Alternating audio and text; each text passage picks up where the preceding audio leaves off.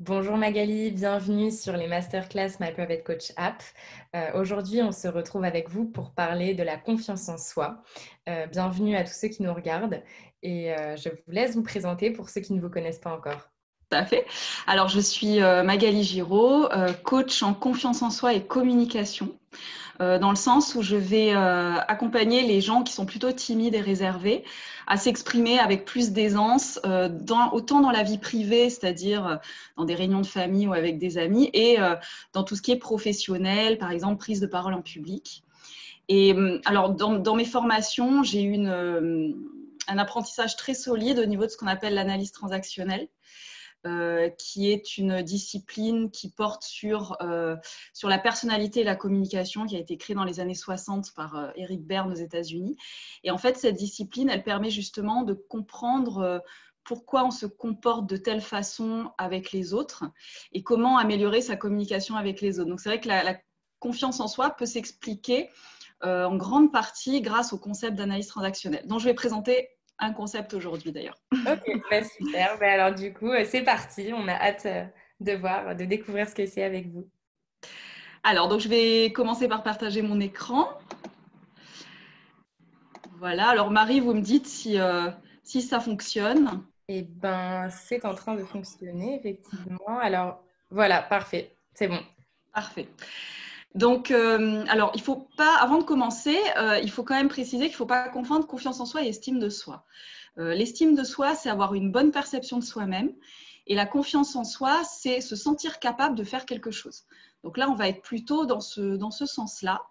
Voilà, donc j'ai mis la petite fille là qui fait la grimace parce que c'est vrai que ça me rappelle un des concepts d'analyse transactionnelle qui s'appelle l'enfant libre, qui est quand vous vous sentez très à l'aise avec les autres et que ça ne vous empêche pas de faire l'idiot, en fait, de ne pas avoir de barrière mentale. Et la confiance en soi vient beaucoup, en fait, de cet état d'esprit. Donc, j'ai choisi cette petite fille. Alors, je vais faire descendre pour commencer un peu à vous expliquer ça. Voilà. Donc, nous, notre concept aujourd'hui dont on va parler, c'est les états du moi. Alors, les états du moi, donc voilà, je vous ai mis le nom du fondateur de l'analyse transactionnelle, comme ça, si vous avez envie de faire des petites recherches, ça vous intéresse. Les états du moi, c'est la structure de notre personnalité. Elle est fondée la personnalité entre 0 et 6 ans, selon Eric Berne, qui était à la base un psychiatre. Hein. Donc, voilà, c'est quelqu'un qui a beaucoup étudié la structure de la personnalité des personnes. Et en fait, il explique qu'on choisit en fait plusieurs états du moi qui vont ensuite expliquer notre personnalité. Et donc, notre capacité à avoir plus ou moins confiance en nous. Alors, je vais commencer par le premier état du moi, il y en a 3. Il y a le parent, l'adulte et l'enfant. C'est plutôt simple à retenir. Alors, on va commencer par l'état du moi parent parce que c'est celui qui est c'est le premier à être expliqué par Eric Berne dans tous les ouvrages d'analyse transactionnelle. Donc, vous avez la définition, l'ensemble des pensées, émotions et comportements hérités des figures d'autorité de notre enfant. C'est-à-dire que alors le petit bébé, quand il grandit, il a besoin d'avoir des figures de référence pour savoir comment agir dans le monde et comment survivre. Alors, ça peut paraître un petit peu extrême, comment survivre, mais il faut savoir que le bébé, quand il naît, même si tout le monde est autour de lui, tout le monde est heureux en général qu'il soit là, on prend soin de lui, il est extrêmement stressé quand il sort du ventre de la maman parce qu'il était dans un état de confort, il était au chaud, il était bien, et il sort et il se retrouve dans un monde qui lui paraît très hostile. En plus, il a des douleurs, il y a les intestins qui se forment, après, il y a les dents qui poussent. Donc, il lui faut absolument trouver un moyen pour survivre dans ce monde qui lui paraît totalement hostile. Et pour ça, il va se servir de ce qu'il voit autour de lui.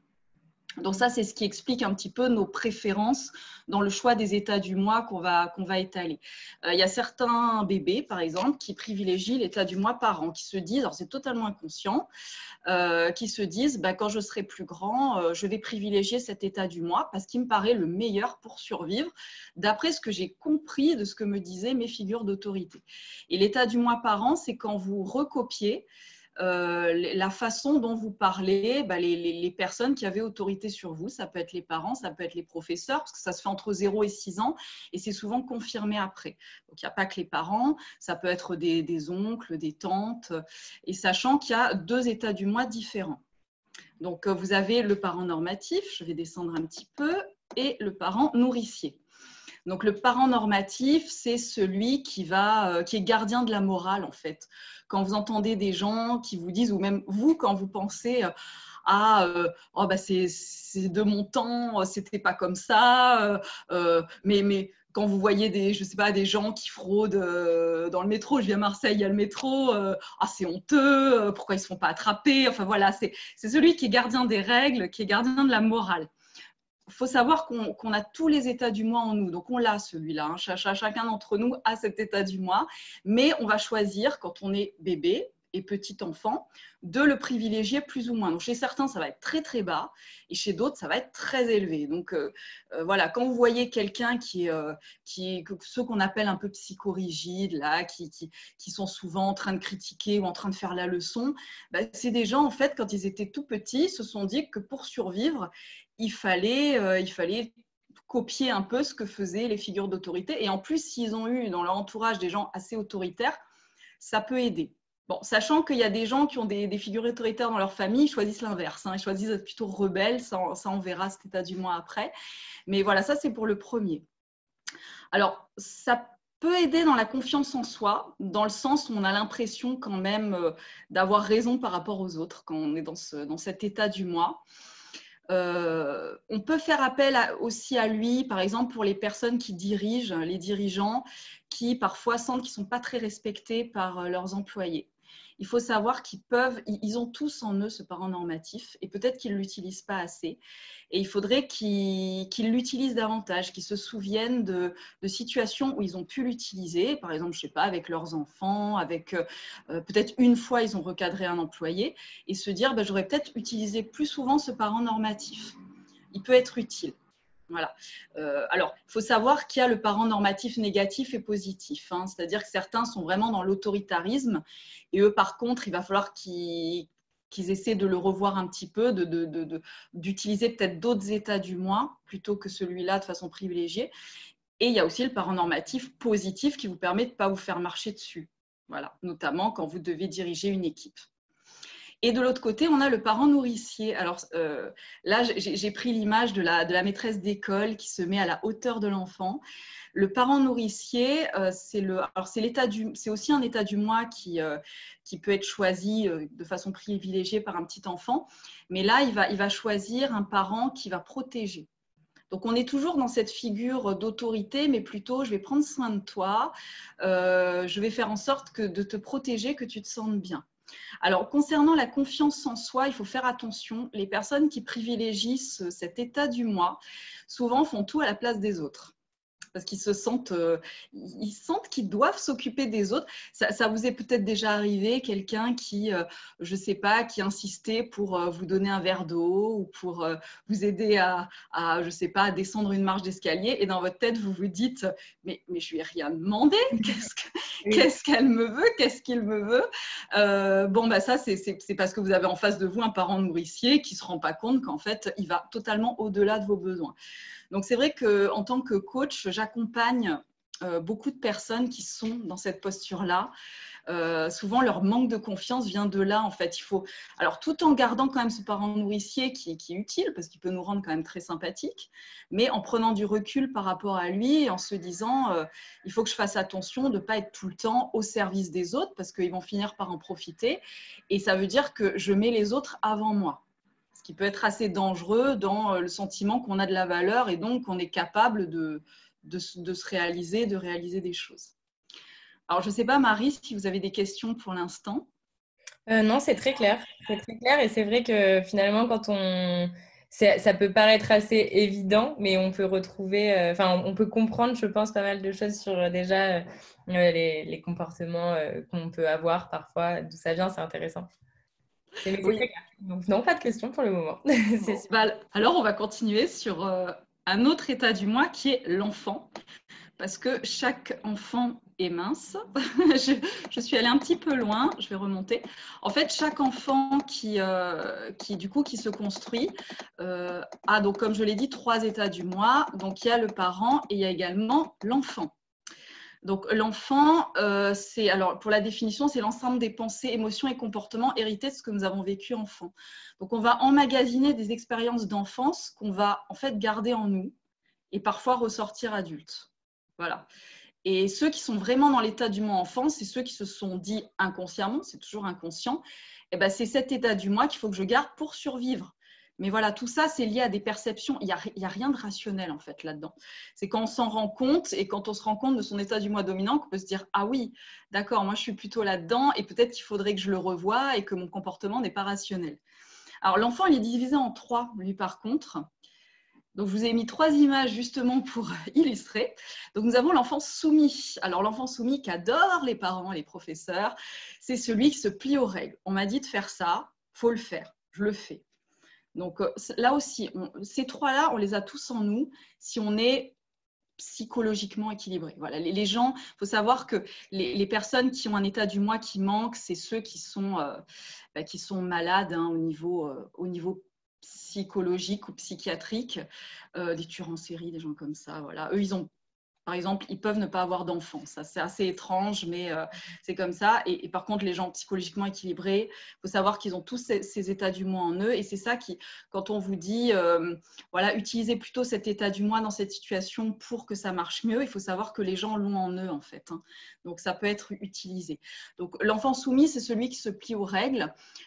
Les gens qui n'ont pas confiance en eux, par exemple, ils sont beaucoup là-dedans. Parmi mes coachés, j'ai remarqué que les personnes qui avaient le moins confiance en elles avaient en priorité le parent nourricier, l'enfant soumis. Parce que l'enfant soumis, il n'ose pas prendre des initiatives, il attend qu'on l'autorise à faire des choses. Donc, ça peut être assez bloquant. Alors, il est très utile. Je pense en ce moment, en période de confinement, quand on dit qu'il vaut mieux mettre le masque en public, l'enfant soumis ne va pas se poser de questions, il va dire c'est la loi, il faut le faire. Enfin, c'est des gens grâce à qui la société va bien fonctionner aussi, il ne faut pas le rejeter. Mais c'est vrai que de temps en temps, il peut être un petit peu bloquant quand il est trop, trop fort. Et à l'inverse, on a l'enfant rebelle. Lui, c'est l'inverse. L'enfant rebelle, c'est celui qui va se dire par rapport au système qu'on m'a proposé, je vais faire tout l'inverse. Voilà. Alors, c'est typiquement, j'aime beaucoup observer en fait ce qui se passe dans l'actualité justement pour repérer les états du moi, c'est très amusant. Typiquement, les syndicalistes, certains hommes politiques sont totalement dans le rebelle, c'est-à-dire le gouvernement a dit ça, on n'est pas content. Voilà, donc il y a des personnes qui, en se construisant, ont choisi prioritairement cet enfant rebelle qui peut être très utile quand des choses ne vont pas, parfois dans des entreprises par exemple, il y a une règle qui est arrivée, puis en fait il se trouve qu'elle peut paraître injuste pour beaucoup de personnes. L'enfant soumis n'osera pas dire ça ne va pas, mais l'enfant rebelle va être celui qui va diriger un petit peu le changement. Donc, il est important, mais attention, il peut aussi être négatif dans le sens qu'il ne fera jamais avancer les choses, en fait. Parce que c'est quelqu'un qui se réfère tout le temps au système. Donc, il ne va jamais proposer un nouveau système, il sera tout le temps contre le système, quoi qu'il en soit. Voilà. Donc, alors, pour la confiance en soi, c'est sûr qu'il peut aider dans le sens où il va prendre l'initiative au changement. Mais après, comme c'est toujours un changement contre le système, c'est peut-être pas forcément le mieux. Quand on veut, je ne sais pas, créer une entreprise, par exemple, on sera beaucoup plus dans le 3e qui est l'enfant libre, qui lui, par contre, est libéré de toute injonction, de toute croyance, alors que le rebelle sera totalement dans la croyance en se disant la croyance qui est en face de moi, il faut absolument que je la mette par terre, mais ça va s'arrêter là, en fait. Il n'y aura pas forcément de création derrière. Et l'enfant libre, lui, par contre, c'est le créatif, en fait.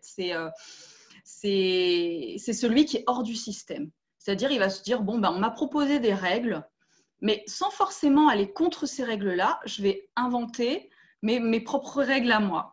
Donc, les artistes sont totalement dans l'enfant libre. On a besoin d'enfants libres d'ailleurs. Les gens qui aiment faire la fête aussi, hein, ceux qui font tourner les serviettes sur la table, ils en ont rien à faire du regard des autres, ce qui se fait, ce qui se fait pas. Et c'est pas des rebelles, je veux dire, ils vont pas se dire je fais ça pour embêter. Alors, il y en a qui peuvent le faire, mais en règle générale, je fais pas ça pour embêter les autres. Je fais ça parce que ça me plaît et je m'en fiche du regard des autres.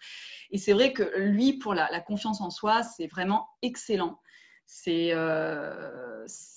pense que c'est un des états du moi à privilégier parce que c'est lui qui va libérer, quand on dit l'enfant intérieur, l'authenticité, c'est ça l'enfant libre, c'est un petit peu, comme j'ai dit tout à l'heure, on l'a tous en nous, même si vous êtes très dans l'enfant soumis, essayez de vous rappeler les moments où vous avez pris un fou rire avec des amis ou quand vous étiez enfant, vous sautiez dans des flaques d'eau et puis bon, on se salit, c'est pas bien grave, ou vous étiez pris par une envie de créer quelque chose, je sais pas, de la peinture, danser sur un morceau ou commencer à écrire une nouvelle ou un roman, je ne sais pas, mais là, vous étiez dans l'enfant libre.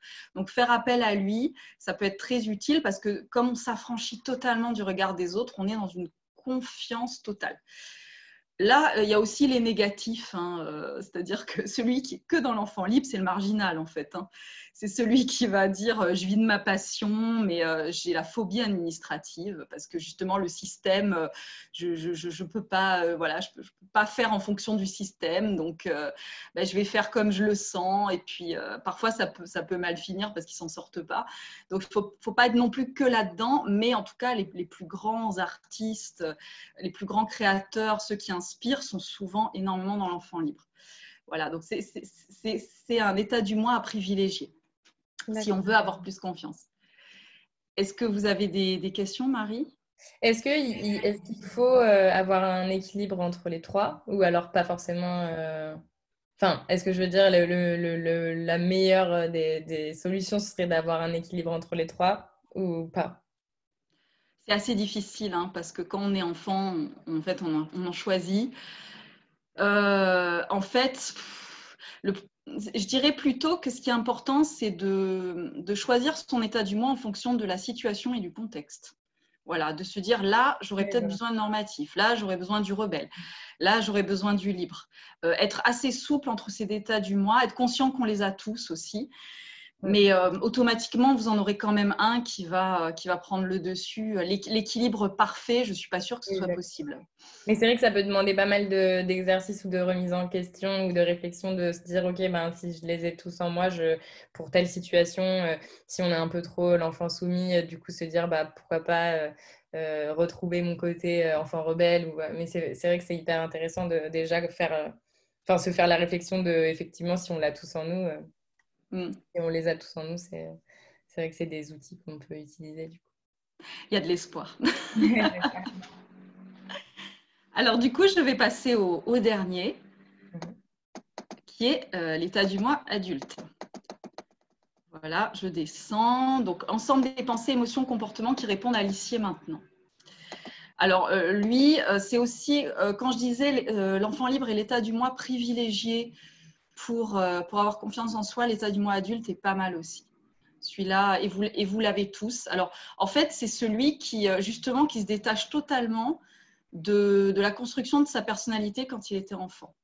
En fait, il a cette capacité à se dire, bon, certes, j'ai reçu des messages, j'ai des croyances, mais c'est pas parce que mon patron vient de me reprendre sur quelque chose qu'il faut que je réagisse comme l'enfant devant son instituteur quand j'étais petit, parce que c'est souvent ce qui se passe hein, chez les enfants soumis. Le patron a grondé et on sent une sensation parfois dans le corps qui est la même que quand on se faisait gronder par les parents ou l'instituteur. Et là, quand on a cet état du moi assez développé, on se dit non, alors là, maintenant, je ne suis plus un petit, je suis grand, nous parlons d'adulte à adulte avec le patron et on peut se parler normalement. Donc, on n'est plus dans les restes de l'enfance. En fait, on est vraiment dans ce qui se passe dans le contexte actuel. Donc, c'est des gens qui ont une capacité d'analyse, de pensée, de recul qui est énorme et qui peut aider aussi à la confiance en soi. Ça se retrouve beaucoup chez les gens qui sont très rationnels, très pragmatiques. Alors, il y a aussi du négatif, c'est-à-dire que quelqu'un qui est que dans cet état du moi, bah, il n'est pas très rigolo en fait. Hein. C'est pas lui qui va faire tourner les serviettes sur la table, hein. C'est sûr. Il va plutôt essayer d'analyser un petit peu le plat qu'il vient de manger. Mais quelles sont les différentes saveurs qu'il peut y avoir dedans ou je sais pas. Enfin, en tout cas, c'est quelqu'un qui se lâche pas beaucoup. Mais il peut être très important pour recadrer les choses. Quand vous êtes gagné par une croyance, que vous avez une peur panique complètement irrationnelle, si vous soufflez un bon coup et vous dites attends, non, là, voilà, je suis ici et maintenant, je suis adulte, il n'y a plus personne qui m'oblige à faire quoi que ce soit. Voilà, là, vous faites appel à votre état du moi adulte et vous pouvez prendre du recul sur la situation. D'accord. Alors, je ne sais pas si vous avez des questions sur ce sujet. Ben non, j'en prends connaissance. J'avais pas forcément. Enfin, du coup, je découvre tout ce que vous dites et c'est vrai que, eh ben, on le sait sans vraiment le savoir et c'est sûr que, ben, moi, j'ai 24 ans par exemple, mais du coup, je l'expérimente peut-être plus maintenant qu'avant cet état-là. Et c'est vrai que enfin, là où je le trouve utile, sur le même exemple que vous avez donné, c'est sur les crises d'angoisse ou les petits coups de panique, de se dire en fait, ben non, c'est moi, donc c'est moi qui décide pour moi. En fait, c'est sûr que c'est c'est utile. Sachant que même quand on a l'impression de l'expérimenter plus, quand on est adulte avec un A minuscule, parce que les états du moi, hein, vous avez vu, c'est avec la majuscule, c'est aussi un état du moi qui se construit quand on a entre 0 et 6 ans. Quand on a entre 0 et 6 ans, Eric Berne l'appelle le petit professeur. D'accord. Et en fait, l'enfant, alors c'est l'état du moi qui le construit en dernier, en fait. Mais il se construit aussi quand on est tout petit et il peut aussi choisir cet état du moi tout petit, en fait, de façon inconsciente.